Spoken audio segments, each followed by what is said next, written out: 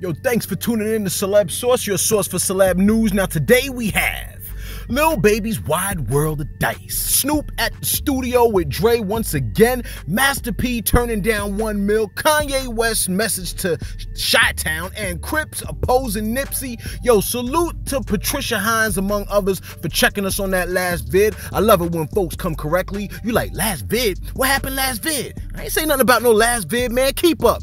Thanks for tuning in. If this is your first time to the channel, be sure to subscribe. YouTube rubs are back when you do. Hit that notification bell so we can bust through your phone like the Kool-Aid man, what up? And hit that like button if being humble is cool in your book. Hit it 3 times if you think the opposite. Now, if you're going to Vegas or a dice game, you may want to take Lil Baby with you.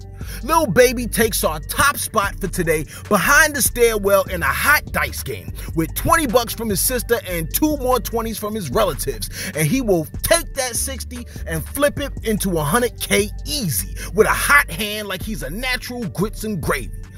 In fact, in a recent post, Lil Baby responded to a statement saying that he was able to flip the $60 into 100K, where he stated, quote, "A majority came from a dice game. Probably put $60 on 2K, then I ain't lose for a week straight," close quote. Which for a second, I thought he put down $60 on 2K the game and didn't lose for a week. Savage. Anyhow, I know folks are dusting off the old dice right now, breaking open the trouble bubble, talking about get that 100K, looking for the nearest stairwell and street corner, telling your lady you gotta take out the trash.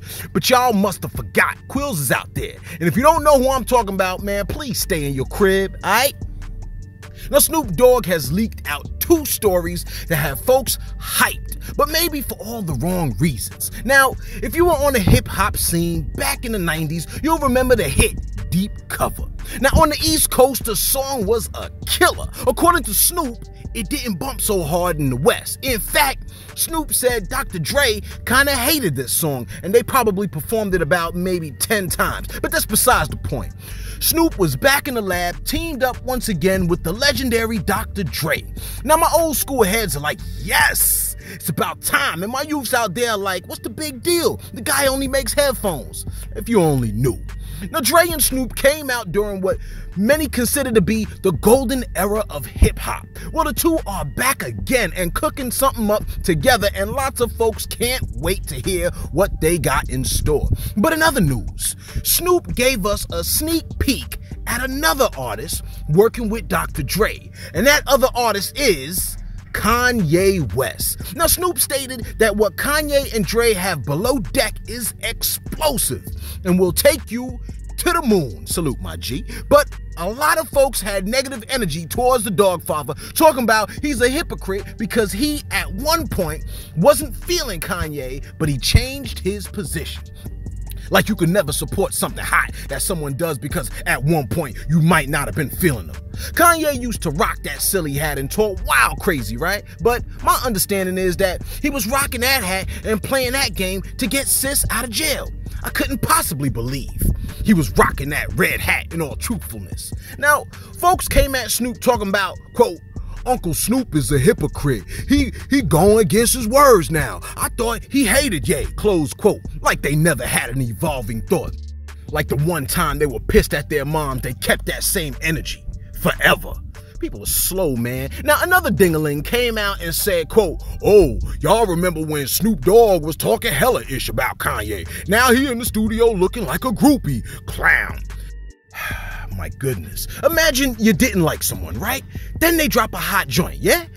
You know the joint's heat, follow me? But you're like, no, it ain't hot though. Someone's like, well, why? You don't think it's fire, my guy? And you're like, no, because I didn't like them before, so I can't like something that they doing now that's obviously hot. Bozo the clown ass fool. Yo, that's ridiculous. Complete with the red nose and everything. It's ridiculous, man. All right? Now, on a lighter note, because that energy can be infectious, Master P came through on an interview talking about how Michael Jordan, inspired him to turn down a $1 million deal. He said that at the time of the offer, he had $500 to his name. Now, Master P went on to say, quote, best investment in my career was turning down that $1 million with Jimmy Levine. I looked at Michael Jordan's career. That was the only reason I did that. Michael Jordan's life turned out well because I guess he kept going. But me, looking at when I walked into that office, I'm like, man, they want me to sell my rights. They want me to sell my name, close quote.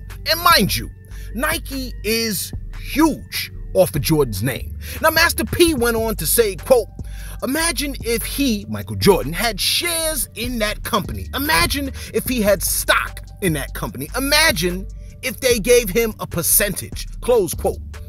Now, he could have been approximately $8 billion richer had he took a share of Nike earlier in the game. Now, the life lesson that helped him build his empire is, get your pens and pads, are you listening? Quote, never do a deal when you're desperate. I know some of the ladies like, man, he all up in my business. And he says, never do a deal for money. Fellas like, man, I wish I knew that before I got this job. Do a deal because you love what you do and you're passionate about what you do. Close quote. See? Now, that's some sage advice I could get behind. If you're doing something because you love it and money becomes involved, money will generally change the dynamics of the relationship between you and the thing that you love. Money is it's like a side piece that you don't mind the idea of having initially, but then it inevitably ruins the relationships with those things that matter most to you. The love of money, greed, is the root of all evil and often causes folks to fall into many foolish, yeah, I said it, foolish and hurtful desires that drown people, men and women, deep in destruction. And it gets worse when folks are unaware of the fact that they're drowning. You're like, well, I'm safe, I'm broke. Well, you missed my point, but whatever. Kanye West, who just recently hooked up with The Gap for a 10-year deal, get your mind out the gutter, has penned a letter to the people of Chi-Town in front of a local Gap store where he used to shop before he hit it big. Now, in perfect Kanye fashion, a word he wanted us to all stop using at one point, Kanye stated, quote, thank God. Hi, Chicago. It's Ye. Hey, Ye. This is the Gap store I used to shop at when I would drive my Nissan from the South Side. I wonder what kind of Nissan he had. So blessed. Thank God, and I'm humbled at the opportunity to serve. Humbled, served. Man, these are good words. I like where this is going. Anyway, he continues on and says, I put my heart into the color palette, or palette, and every detail. Oh, teardrop. I love Tron, the original. What? Where'd that come from? He continues on. Do you like stuff? Oh, I get it. He must have been speaking this into his phone and it picked up one of the kids. He continues on. I don't know what to do with my hands. Yeah. It's gotta be the kids. Love, Yeezy. Close quote. Oh, see, now that touches my heart. You know, it's not such a cold world. What up, my guy? After all.